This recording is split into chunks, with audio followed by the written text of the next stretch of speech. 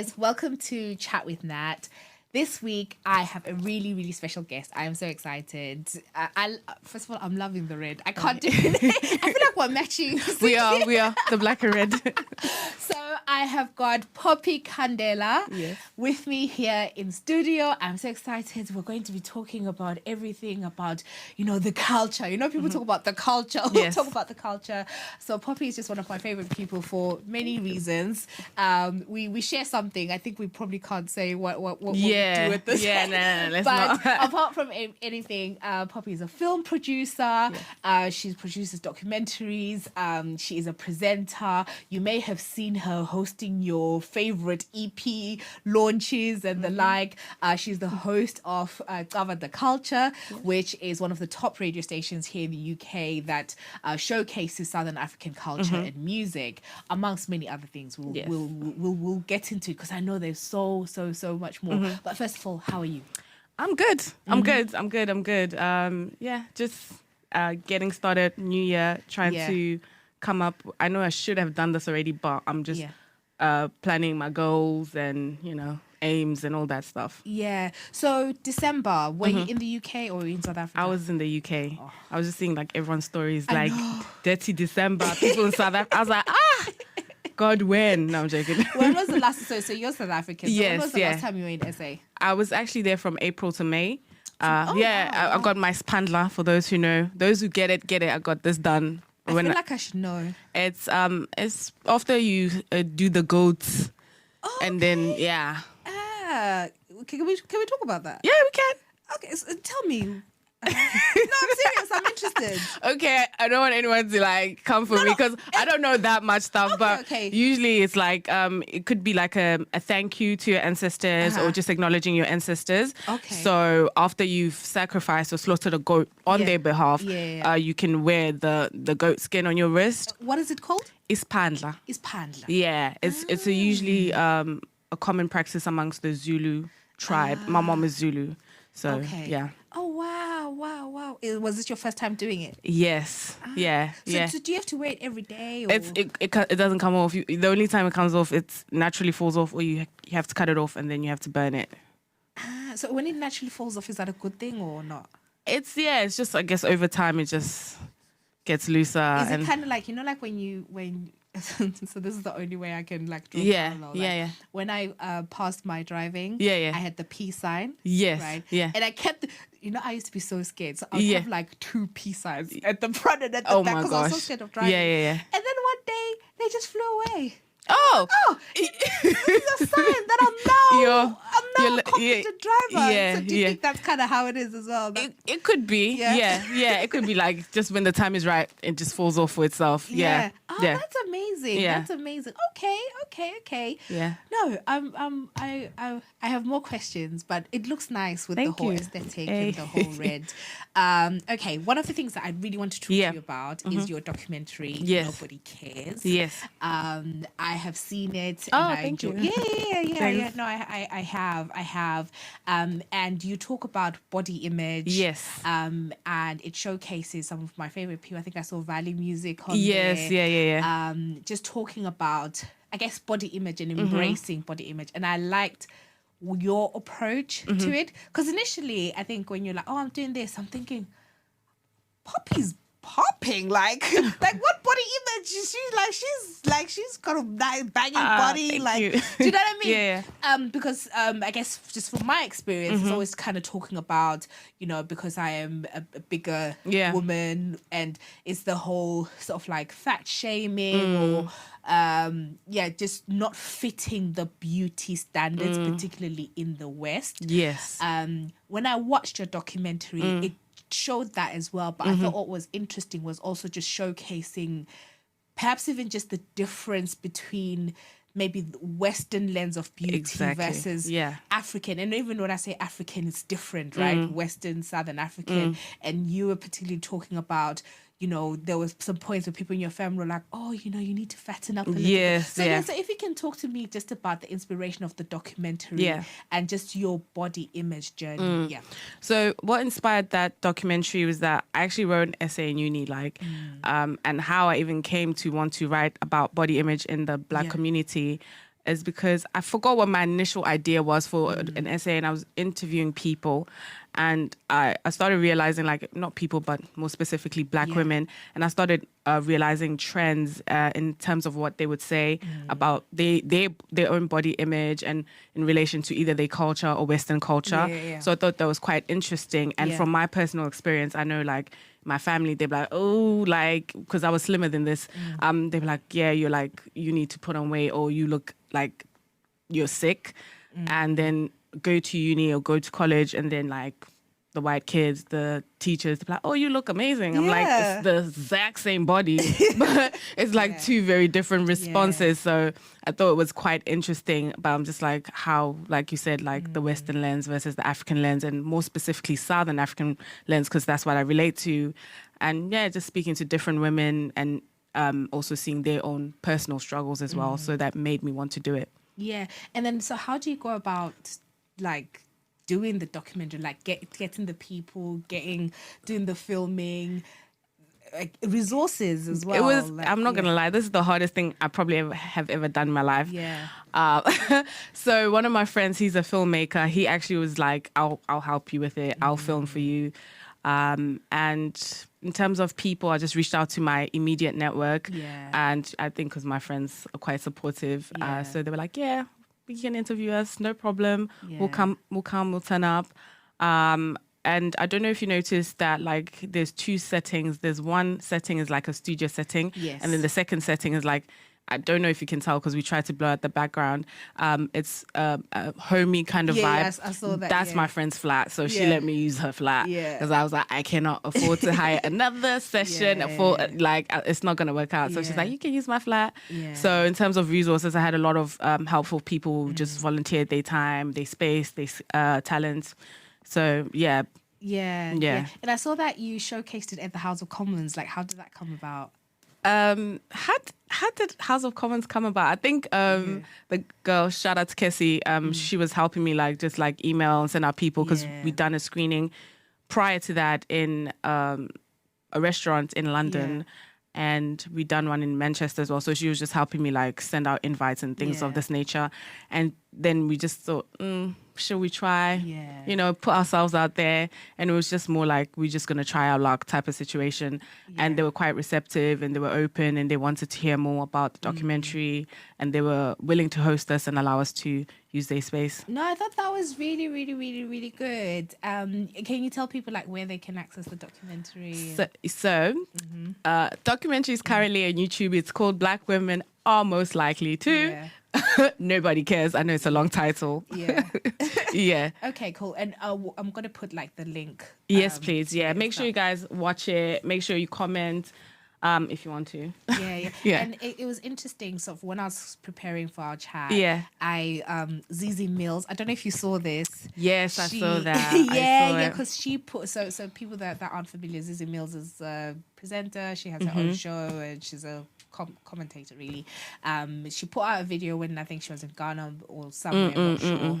And then people were commenting about her body because she seemingly has toned up or lost weight or whatever, right? So then she put out a video where she was like, listen, I'm so tired of people commenting about my weight, you know, just sort of making assumptions. And it's just like, well, we all have different bodies. Like, what did you think about what she said?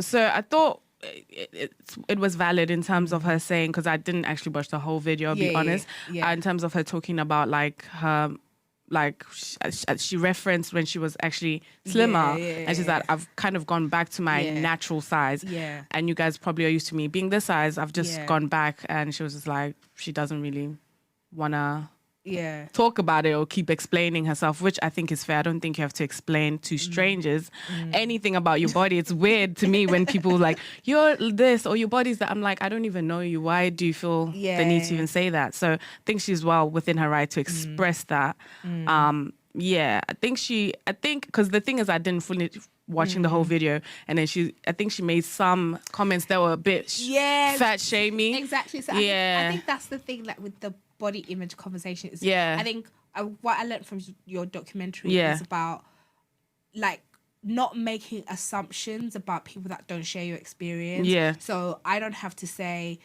oh, skinny so and so, yes, or whatever. Yeah. And you know, like in the point that she was making, she was like, oh, if I were fat, people wouldn't come up to me and say, stop eating the pies, love.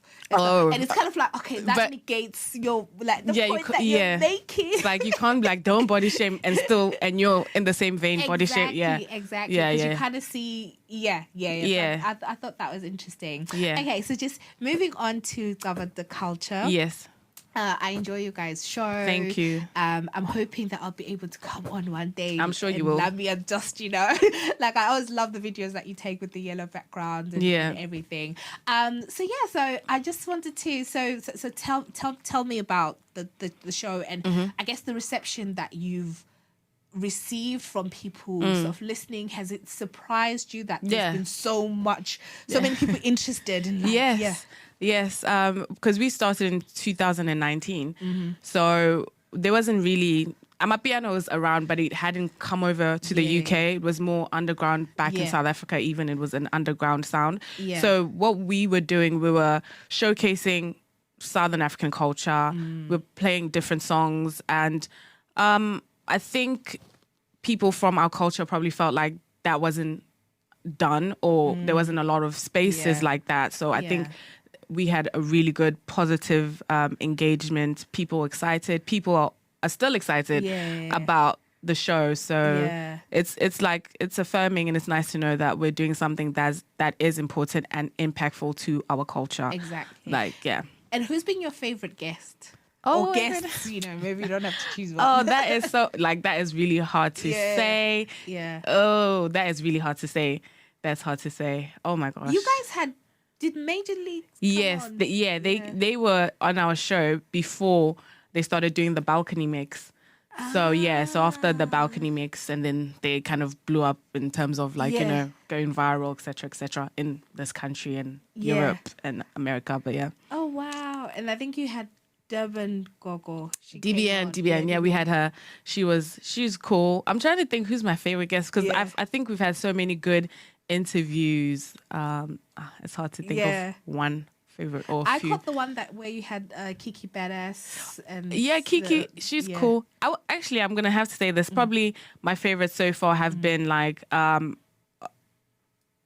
Gigi Lamaine, I was going to say, and Kruger. Okay. He was actually there with Kiki and Anita that day, and Anita Jackson. Yeah, because that was the second time we interviewed him. I remember I met him at Zimfest, and I was like, do you want to come on my show? He's like, okay. So he's really cool, and he's just a great visionary. So yeah. Okay, so outside of Cava De Kulca, because I know like you present, and because every time I see your stories, I'm like, I need to be Phophi. How do you have backstage access to all these shows? I'm obsessed and all that sort of stuff. Yeah. Like, just what's been your favorite moment? Because I think I saw you with Casper, and I was just like, she's living the life. I think my favorite moment was actually 2021, because I think like there were so many events, and I was going to like Manchester, I was in Birmingham, I was in London, I was partying everywhere, rooftop, I was there, backstage, I was there. So I think 2021 was my favorite year of partying.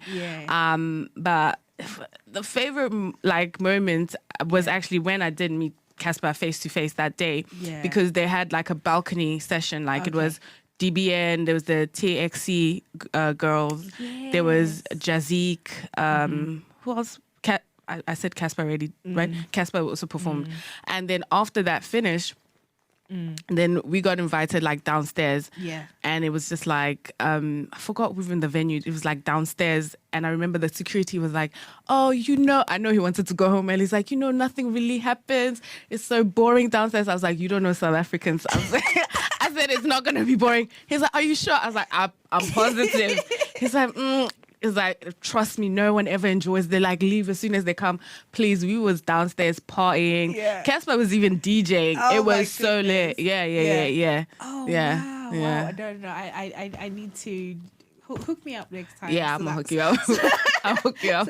But then, so what have your thoughts been about just seeing, I guess, Southern African culture, Amapiano, South African culture, music being embraced in a scale that I never really envisioned would be. I'm going to say something controversial. I love the fact that our culture is out there, but I don't like the fact that they think that that most people assume that's the only thing about our culture, or the only thing popping about our culture. Because even when I'm like, I'm South African, to someone that like a new person I'm meeting, hi, I'm South African. They're like, oh, Amapiano. I'm like, oh, no, no, we're not going to do that. Like, I appreciate it. I appreciate what it's doing.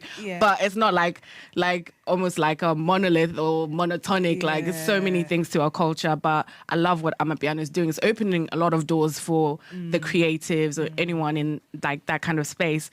But I need people to also realize there's more. There's more things to our culture. What more things would you like people to... I mean, there's other genres, there's other creatives, there's actors, there's writers.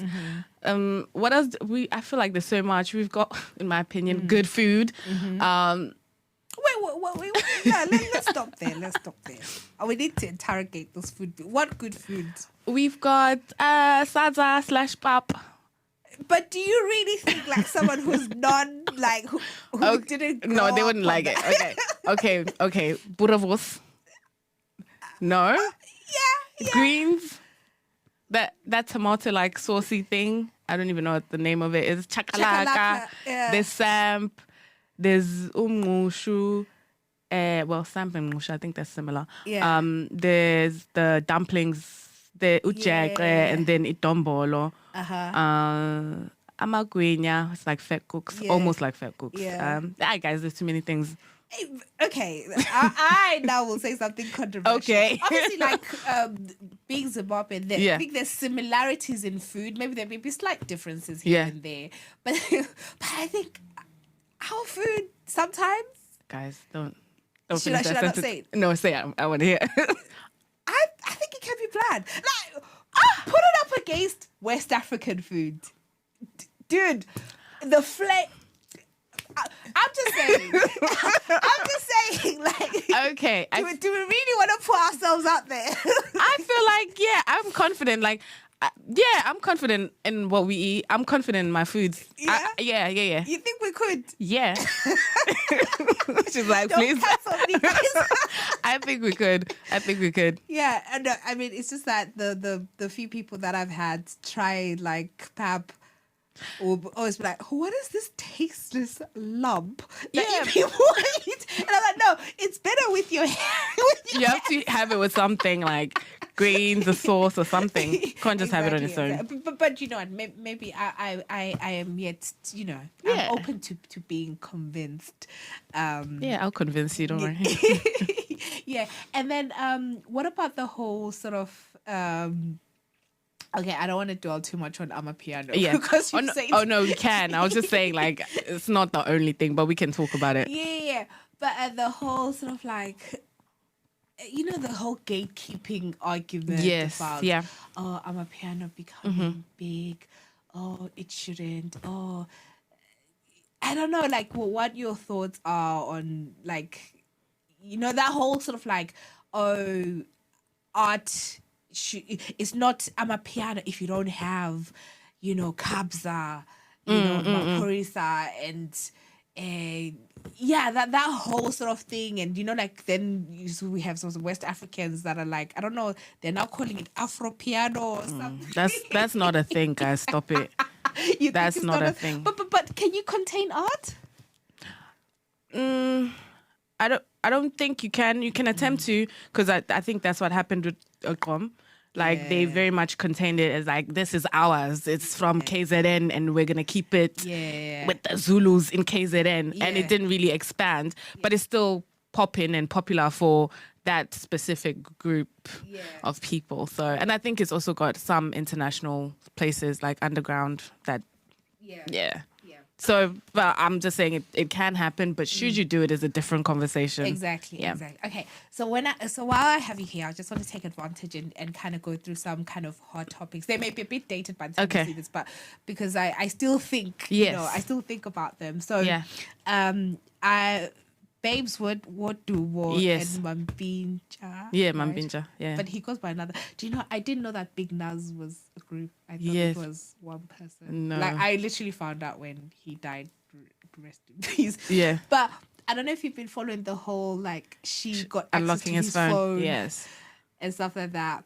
So using that as a reference, I just wanted to. Do you think like do you think your partner's phone is fair game? And worse, like even if they pass on, do you think? See, now it depends how much you want to hurt your feelings. Mm-hmm. If you feel like if you unlock it and go through it, you're gonna get hurt, don't do it. Yeah. If you feel like it is what it is. Yeah. Then do it.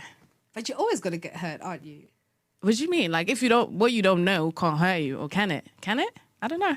Yeah, I think there's nothing good that comes from looking at anyone's phone. That's right? what I'm saying. Like, I don't know if I would, but maybe I would. You would?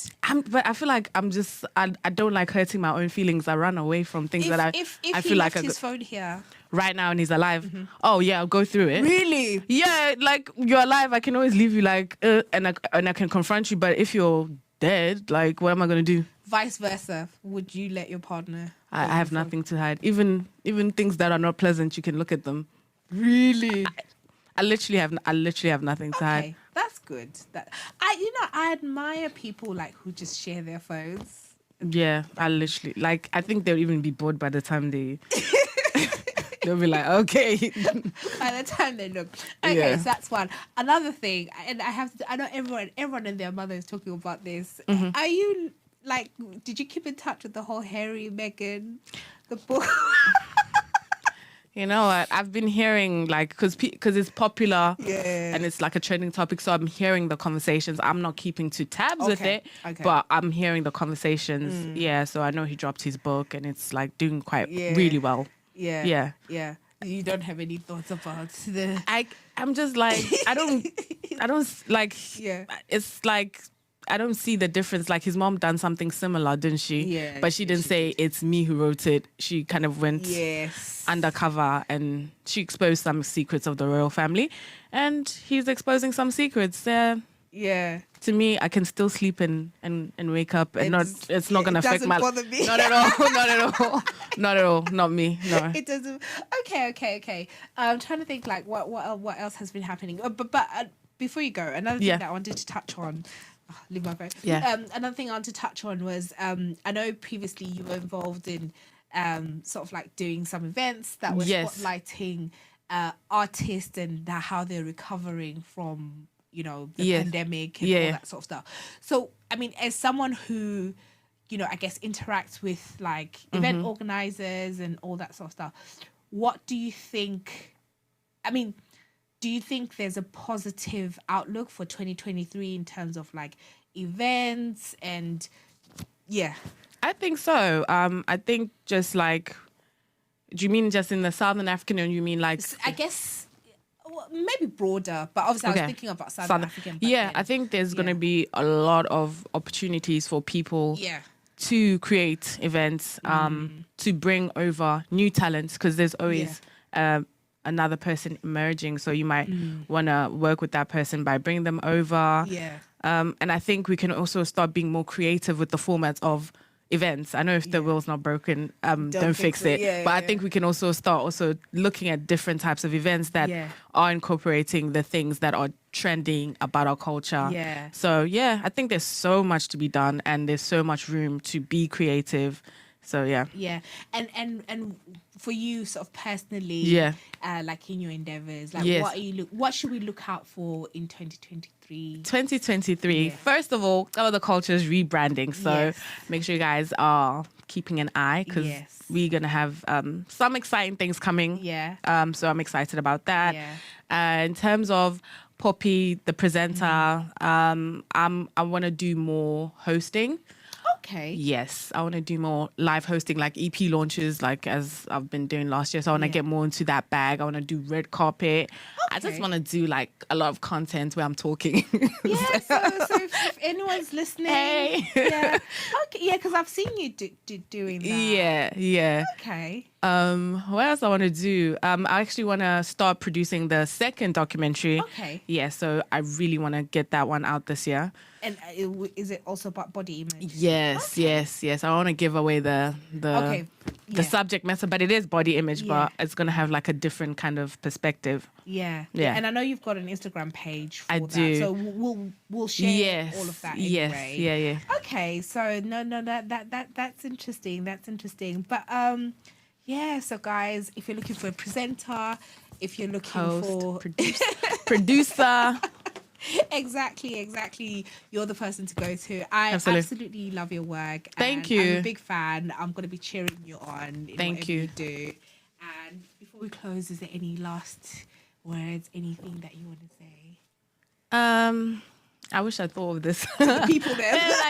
I just think you only live once in life. I think seize the day, seize the opportunities that come your way. Always be bold, always be confident. There's no guarantee, so what's the use of being like a mouse about what you want to do? Go for it. If it fails, it fails. Yeah. No, wise words. Ladies and gentlemen, Phophi Khandela. Remember that name. Yes. Remember that name. I mean, I'm sure most of you already know that name, but remember that name because when it pops off, like don't forget us little people. Oh, never. You'll be coming with me, so I will never. I love that. Guys, it's been had a really. See, I'm now the English bundles are now has departed. But no, Phophi, thank you so much for coming through to chat with Nat. Really, really appreciate it, and all the best for 2023. Thank you. Same We're to you. gonna put links for everything, so guys, make sure you check it out. And like I said, Phophi Khandela, do not forget that. Don't forget it. Bye, guys.